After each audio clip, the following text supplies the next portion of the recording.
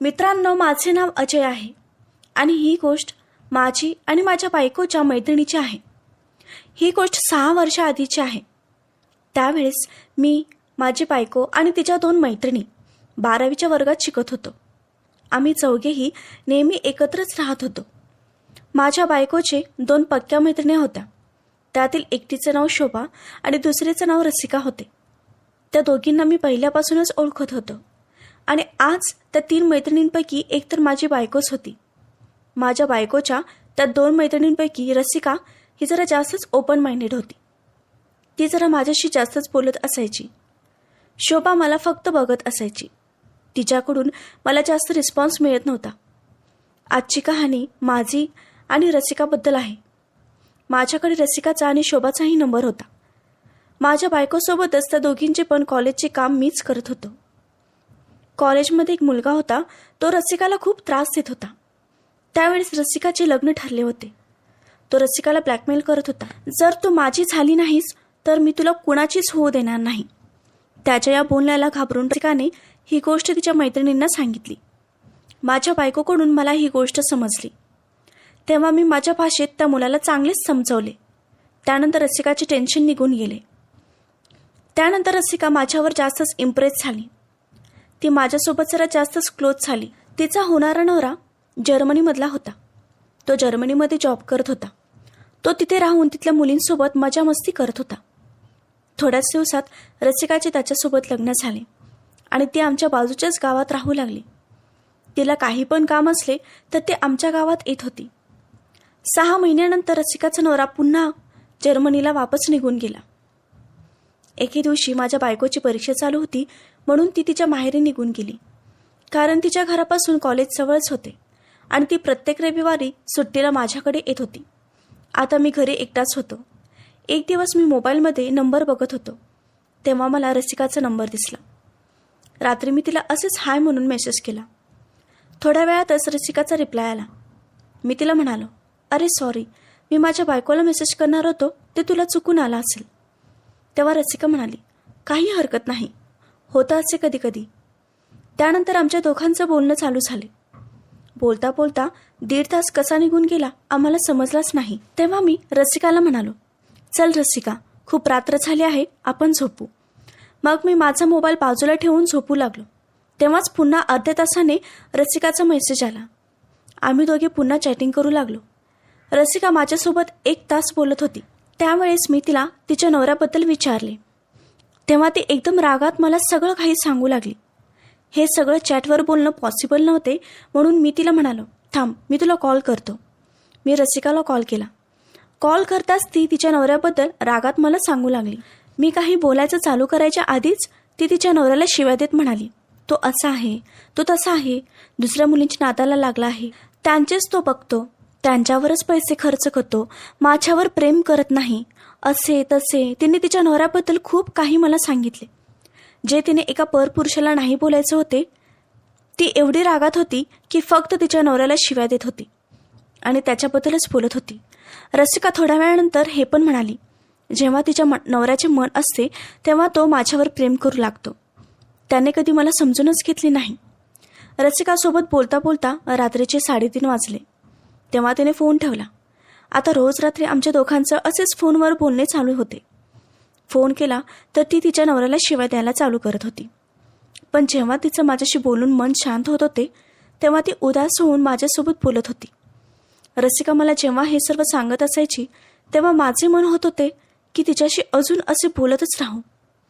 मी तिला फोनवरच समजावत होतो आणि तिला माझ्याकडे ओढण्याचा प्रयत्न करत होतो. तिला मी मुद्दाम सांगत होतो की मी माझ्या बायकोसोबत कसे वागतो, मी तिला किती चांगले ठेवतो, हे सगळं सांगून मी तिला जळवण्याचा प्रयत्न करत होतो. ती माझ्या या बोलण्यावर जळत पण होती. हळूहळू मी आणि रस्ते बोलणे पण बोलू लागलो. रात्री मी माझ्या बायकोवर किती प्रेम करतो आणि कसं कसं करतो ते तिला सांगत होतो आणि ती पण माझ्यासोबत ते सर्व बोलण्यात इंटरेस्ट घेत होती. रोज रसिका तिच्या नवऱ्याला शिव्या देत माझ्याशी बोलत होती आणि मी तिच्यासोबत प्रेमाच्या गोष्टी बोलत होतो. मला रसिकाच्या तोंडातून ती तिच्या नवऱ्याला शिव्या दिलेलं खूप आवडत होतं. एके दिवशी रविवारी माझी बायको घरी आली. तेव्हाच तिला रसिकाचा फोन आला. ती म्हणाली, माझे तुझ्याकडे काही काम आहे, माझ्यासोबत मार्केटला चल. तेव्हा माझ्या बायकोने तिला संध्याकाळी बोलवले. थोड्याच वेळात माझ्या बायकोला तिच्या आईचा फोन आला की तिच्या वडिलांची तब्येत खूप खराब आहे. म्हणून घाईघाईत माझी बायको माहेरी निघून गेली. त्या गडबडीत माझ्या बायकोच्या लक्षातच राहिले नाही की तिची मैत्रीण घरी येणार आहे आणि मला पण ही गोष्ट माहीत नव्हती. थोड्याच वेळात मला माझ्या बायकोचा फोन आला. ती मला म्हणाली, रसिकाला बाजारात काही काम आहे म्हणून ती येणार आहे. बसस्टँडवर जाऊन तिला घेऊन तुम्ही दोघे बाजारात जा. बाजारातलं काम झाल्यावर तिला तिच्या घरी सोडा. रसिका बसस्टँडला आली होती. मी तिला आणायला गेलो. ती माझ्या बाईकवर बसली. मी बसस्टँडवरून डायरेक्ट बाजारात गेलो. बाजारात तिची जी काही खरेदी होती तिने ते सर्व खरेदी केले. बाजार झाल्यावर मी तिला माझ्या घरी घेऊन आलो. जेव्हा ती माझ्या गाडीवर बसली तेव्हा तिच्या हाताचा गरम स्पर्श माझ्या अंगाला होताच माझ्या अंगात एक करंटच भरला. मी तिच्याशी फोनवर प्रेमाने बोललेल्या गोष्टी मला आठवू लागल्या. आम्ही दोघे माझ्या घरी आलो. आम्ही दोघेही फ्रेश झालो. मी किचनमध्ये जाऊन रसिकासाठी चहा बनवला. आम्ही दोघे बसून चहा पिऊ लागलो. आम्ही दोघांनी खूप गप्पा मारल्या. फोनवर ती खूप बोलत असायची, पण आता माझ्यासमोर असताना ती खूप लाजत होती. तिला आरामदायी बनवण्यासाठी मी तिच्यासोबत मजाक मस्ती करायला सुरुवात केली. ती मोकळी झाली आणि आम्ही दोघे मन मोकळेपणाने बोलू लागलो. बोलता बोलता मी तिला तिच्या नवऱ्याबद्दल विचारले. तेव्हा ती रडू लागली आणि मला ते सर्व सांगू लागली की तिच्या नवऱ्याने तिच्यासोबत काय काय केले. ती मला म्हणाली, माझा नवरा मला इथे एकटीला सोडून जर्मनीमध्ये गेला आहे. त्याच्या मित्राकडून मला समजले की त्याने तिथे खूप गर्लफ्रेंड बनवले आहेत. त्याला तिथे मुलींसोबत मजा करायला मिळते म्हणून तो मला तिकडे घेऊनही जात नाही. आता तुम्हीच सांगा, इथे मी एकटी कशी जीवन काढू? माझे अजून वयच काय आहे? या वयात नवरा बायको एकमेकांसोबत किती वेळ घालवतात. माझ्या नवऱ्याला माझी थोडीसुद्धा काळजी नाही. बोलता बोलता ती खूपच दुःखी झाली आणि रडू लागली. मी तिच्याजवळ जाऊन बसलो आणि तिचा हात माझ्या हातात घेऊन तिला समजावू लागलो. त्यानंतर मी तिचे डोळे पुसले. एकदमच तिने मला घट्ट मिठी मारली आणि रडू लागली. रडत ती मला म्हणाली, मला या गोष्टींचा खूप त्रास होत आहे. मला खूप एकटं एकटं पडल्यासारखं वाटते. तेव्हा मी तिला म्हणालो, जसं तो दुसऱ्या मुलींसोबत खुश आहे तसं तू पण एखाद्या मुलाला पटव. तेव्हा ती म्हणाली, माझे आधीच लग्न झाले आहे. लग्न झालेल्या मुलीसोबत कोण राहील? तेव्हा मी हसत तिला म्हणालो, तसं बघायला गेलं तर मी एवढा पण खराब नाही. रसिका, मी तुला खूप खुश ठेवेन. तुझी खूप काळजी घेईन. तू टेन्शन घेऊ नकोस. माझं हे बोलणे ऐकताच ती हसू लागली आणि मला म्हणाली, अरे तुझी तर बायको आहे ना आणि ती माझी मैत्रीण पण आहे. मग मी हे सर्व कसं करू शकते? तेव्हाच मी काही विचार न करता तिच्या कमरेला पकडून माझ्याजवळ तिला जोरात खेचले. पहिला तर ती खूप आश्चर्याने मला पाहत होती. मी तिच्यावर प्रेम करू लागलो. तिचे चुंबन घेऊ लागलो. मग तिचे डोळे आपोआपच झाकू लागले. तिच्या गळ्याला तिच्या ओठांना किस करू लागलो. तेव्हा तिने तिचे डोळे उघडले आणि ती लांब श्वास घेत मला म्हणाली, आज मी पहिल्यांदाच प्रेम कसे असते ते अनुभवले आहे. मी तिला विचारले, का तुझा नवरा तुझ्यासोबत हे सर्व करत नव्हता का? तेव्हा ती रागात म्हणाली, त्याचं तर नावच घेऊ नकोस. त्याने हा अनुभव मला कधीच दिला नाही. माझा नवरा काहीच कामाचं नाही. त्याला फक्त घालायचं तेवढं समजते. तिचं बोलणे ऐकत मी तिच्यावर प्रेम करत होतो. त्यानंतर ती पण मला म्हणाली, चल आता मी पण तुला खुश करते.